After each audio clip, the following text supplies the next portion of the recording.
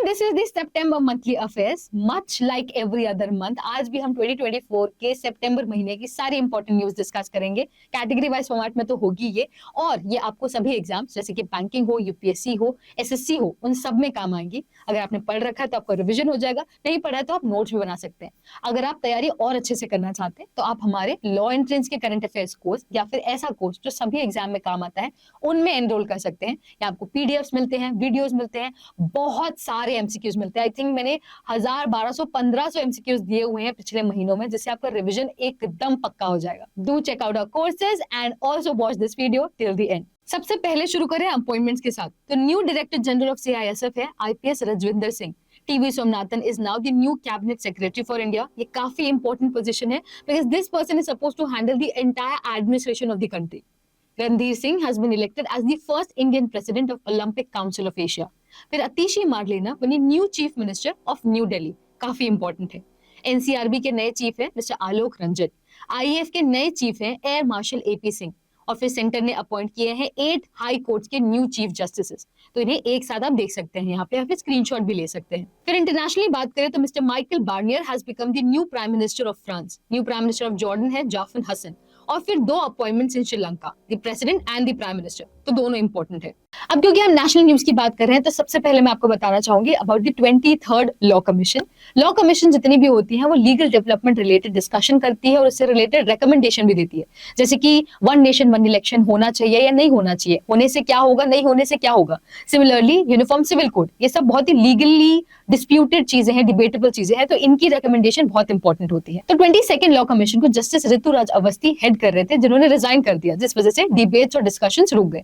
Therefore अभी नई 23rd law commission को अपॉइंट किया गया है, जिसकी ड्यूरेशन 1 सितंबर 2024 से लेके 31 अगस्त 2027 तक होने वाली है। तो इस पूरे लंबे टाइम में काफी सारी डिस्कशन होंगी। अभी तक चेयरपर्सन अपॉइंट नहीं हुए हैं, बट पूरे स्ट्रक्चर में एक चेयरपर्सन होते हैं, 4 मेंबर्स होते हैं और 2 एक्स ऑफिशियो मेंबर्स होते हैं।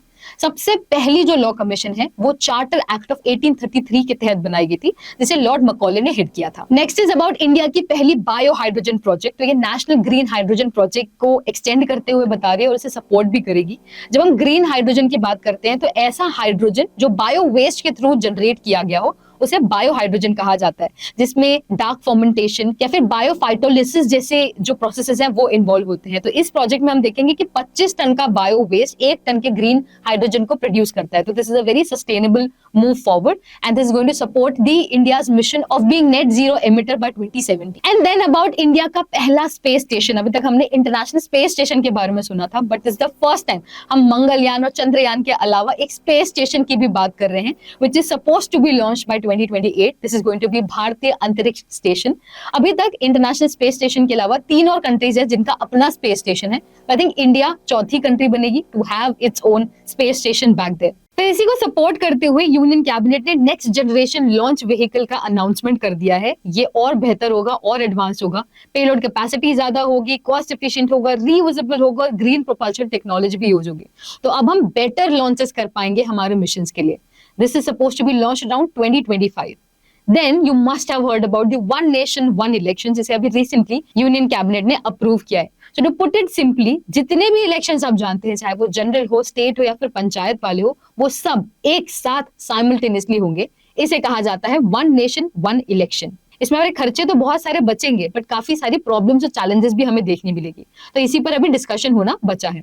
इलेक्शन वैसे पहले इसी तरीके से होते थे 1951 से लेके 67 तक, फिर बीच में ये रुक गया। लॉ कमीशन ने इसकी रिकमेंडेशन भी दी थी कि इसे फिर से शुरू करना चाहिए, बट तब से लेके अभी तक ये अब तक इंप्लीमेंट नहीं हो पाया।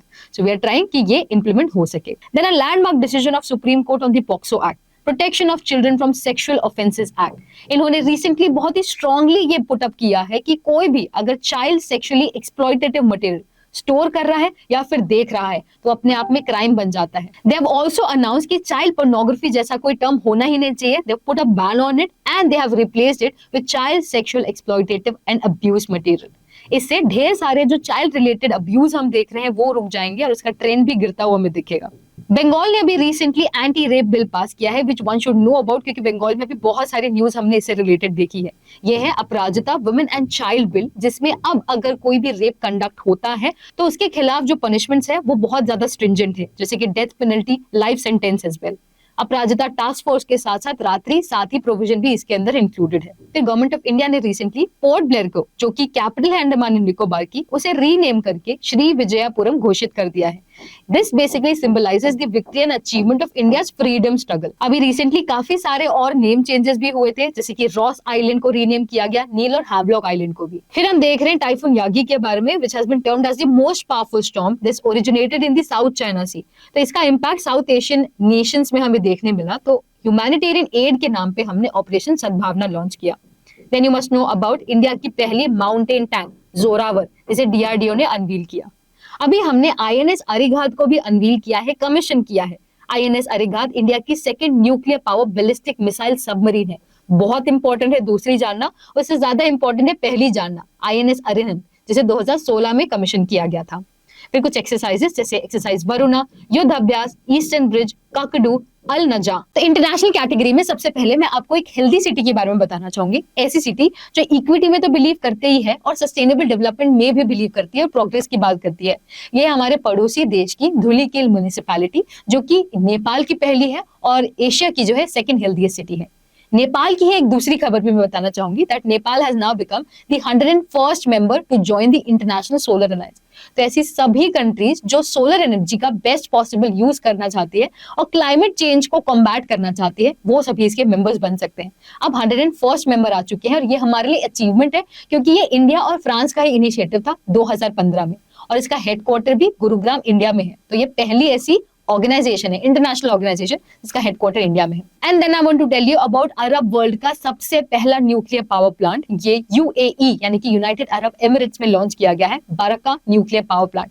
इससे 25% ऑफ इलेक्ट्रिसिटी जो है वो जनरेट हो सकती है फॉर यूएई। तो that's a very good thing and it's a first in the Arab world. तो ये भी बहुत इंपॉर्टेंट है। फिर इंडस वाटर ट्रीटी में मॉडिफिकेशंस की न्यूज अभी हमने सुनी है। ये ट्रीटी है इंडिया और पाकिस्तान के बीच में, और इसके बावजूद इसे one of the most successful treaty बोला जाता है। 1960s में इसे साइन किया गया था बाय वर्ल्ड बैंक, जिन्होंने इसे ब्रोकर किया, और ये इंडस वाटर सिस्टम के डिस्ट्रीब्यूशन और कंट्रोल की बात करते हैं। तो इसमें इंडिया के कंट्रोल में आती है बीआरएस यानी कि ब्यास, रावी और सतलज। पाकिस्तान के कंट्रोल के अंडर सीजेआई यानी कि चेनाब, झेलम और इंडस आती है। अगर कोई भी कॉन्फ्लिक्ट हो तो परमानेंट इंडस कमीशन भी एस्टैब्लिश की गई है, जो अगर तब भी रिजॉल्व ना हो तो न्यूट्रल एक्सपर्ट को अपॉइंट कर सकते हैं, और अगर तब भी रिजॉल्व ना हो तो कोर्ट ऑफ आर्बिट्रेशन तक भी जा सकते हैं। अभी recent disagreement hydro power project on Kishan Ganga and Chenab river की वजह से हो रहे हैं। Then about the 6th Quad summit. जब हम क्वाड कहते हैं तो दिमाग में क्वाड्रिलेटरल सा कुछ आ जाता है, जिसमें हमें 4 कोने याद रखने हैं, और इसी से याद आएगा कि इसमें 4 मेंबर्स हैं, Australia, India, Japan and USA.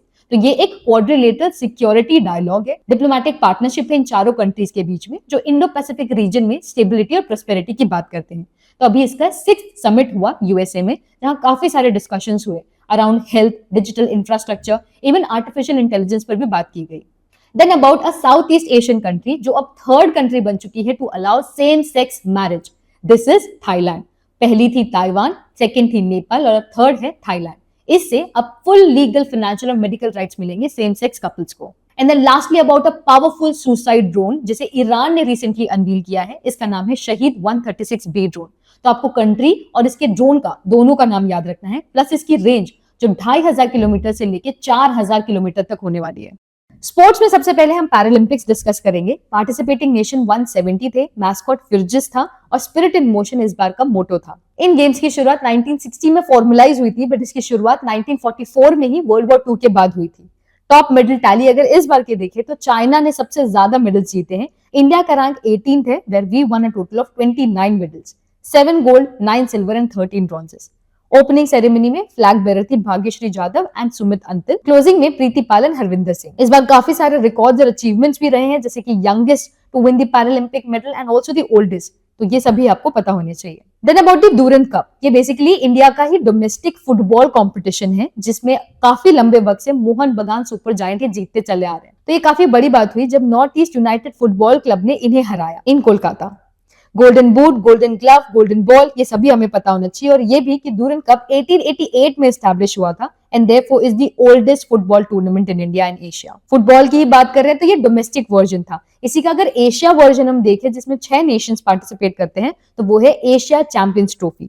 इसे भी इंडिया ने ही जीता है, तो इसलिए हमें top goal scorer, best player, player of the tournament, ये सब पता होने चाहिए। और ये भी कि India most title winner country है जिन्होंने इस बार चाइना को डिफीट किया जो कि होस्ट नेशन थी। And then about the chess olympiad of 2024, ये काफी बड़ा हिस्टोरिकल मोमेंट था क्योंकि men's team and the women team दोनों ने गोल्ड जीता है इन द चेस ओलंपियाड। ये बुडापेस्ट हंगरी में हुआ जहां मेंस टीम ने स्लोवेनिया को हराया और विमेन टीम ने अजरबैजान को। नेक्स्ट कैटेगरी अवार्ड्स में दो ही न्यूज इंपॉर्टेंट है। सबसे पहले दी ओलंपिक ऑर्डर का अवार्ड।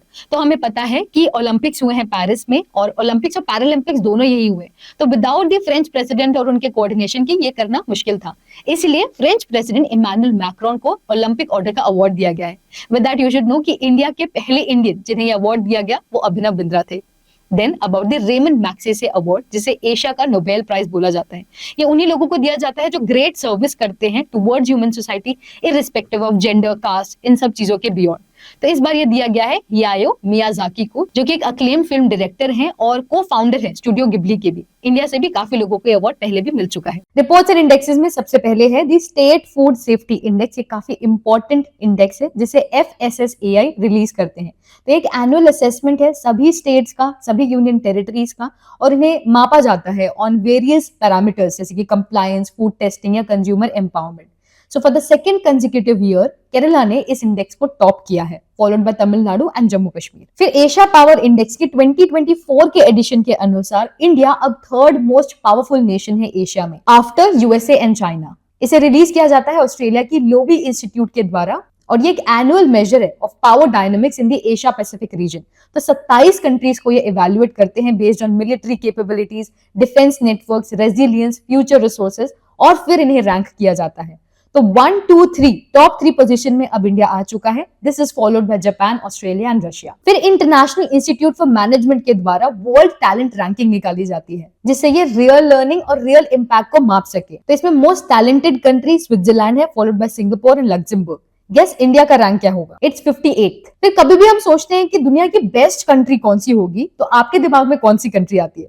वेल, ये एक सर्वे हुआ काफी सारी कंट्रीज का और तब कंक्लूड किया गया कि स्विट्जरलैंड बेस्ट कंट्री है इन द वर्ल्ड। या adventure, agility, heritage, quality of life, सभी चीजों को कैटेगरी में लिया गया था और तब इस सर्वे को कंडक्ट किया गया। सेकंड बेस्ट है Japan, followed by USA and Canada. And then lastly about the Global Innovation Index. इसे World Intellectual Property Organization release करती है, दैट इज विपो। और आपकी कंट्री में कितनी ज्यादा इनोवेशन रिलेटेड एक्टिविटीज हो रही है, कितना ज्यादा उसे बूस्ट किया जा रहा है, उसके बेसिस में यहाँ रैंकिंग की जाती है।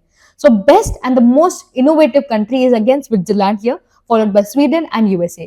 तो टॉप कंट्रीज में आप देखेंगे कि मोस्टली यूरोपियन कंट्रीज होती है और वहीं कहीं ना कहीं USA, UK का नाम भी आपको देखने मिलेगा। इंडिया की पोजीशन इसमें 39th है, जो 2015 में 81st थी। तो तब से लेके अब तक we have come a long way. Books category में सबसे पहली किताब है about the personal experience of mister Kuldeep Gupta with the global energy challenges. ये है from oil to lithium, navigating the future of energy. Next is about a book जो एक inseparable bond के बारे में बात करता है between Lord Ram and the land of Tamilagam. इस किताब का नाम है श्री राम इन तमिलगम। लिखा गया है इसे doctor DK Hari and doctor DK Hema Hari के द्वारा। फिर खाकी में Sthit Pragya, memories and experiences of an IPS officer. इसे लिखा गया है अनिल रतूरी जी के द्वारा। And then lastly Lara the England Chronicles. इसमें क्रिकेट लेजेंड जर्नी बताई गई है of Brian Lara, co-authored by mister Phil Walker. And then lastly about all the important days. World Coconut Day 2nd of September। National nutrition week हम celebrate करते हैं from 1st to 7th। Then international day of charity as well on 5th of September। फिर Hindi Diwas on 14th of September। World bamboo day on 18th September। World rhino day काफी ज्यादा important, keep the 5 alive, ये इस बार की theme थी, on 22nd of September। International day of Peace 21st September। इसी के साथ वर्ल्ड अल्जाइमर डे और इंटरनेशनल रेड पांडा डे भी ऑब्जर्व किया जाता है, along with International Coastal Cleanup Day. फिर World River Day on 22nd of September। And then lastly, the International Day of Sign Languages on 23rd of September. So with that we conclude today's video. I hope कि ये वाली जितनी भी series है आपके काम आ रही है, आपके एग्जाम में आपकी मदद भी कर रही है। मैं आपके सभी कमेंट्स पढ़ती हूँ, मुझे बहुत अच्छा लगता है कि सच में जितनी मैं मेहनत कर रही हूँ वो आपको हेल्प कर रही है। और हेल्प के लिए आप हमारे कोर्सेज में एनरोल तो कर ही सकते हैं। आप जानना चाहते हैं कि कोर्स के अंदर वीडियोस कैसे हैं, किस क्वालिटी के हैं, तो डेमो वीडियोस भी मैंने नीचे दिए हुए हैं, आप वहां पे भी उन्हें जो है देख सकते हैं। And I would also request you to share the video, ताकि इस वीडियो से जो हेल्प आपको हो रही है वो बाकी लोगों को भी हो सके। So thank you so much and I shall see you in the next one.